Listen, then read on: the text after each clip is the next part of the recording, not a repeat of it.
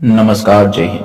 SPB Bharat ન્યૂઝમાં આપનું સ્વાગત છે. ગણદેવી તાલુકામાંથી લાઈવ અપડેટ. ઉપરવાસમાં પડી રહેલા ભારે વરસાદ નવસારી જિલ્લામાં રાત્રિ દરમિયાન પડ્યા વરસાદના કારણે નવસારી જિલ્લાની દરેક નદીઓમાં પાણીની જળ સપાટી વધીને તંત્ર દ્વારા વિસ્તારોને એલર્ટ કરી દેવામાં આવ્યા છે. હાલ તમે વિડીયોમાં જોઈ શકો છો, નવસારીમાં આવેલ ગણદેવીની વેગણિયા નદી બે કાંઠે વહી રહી છે.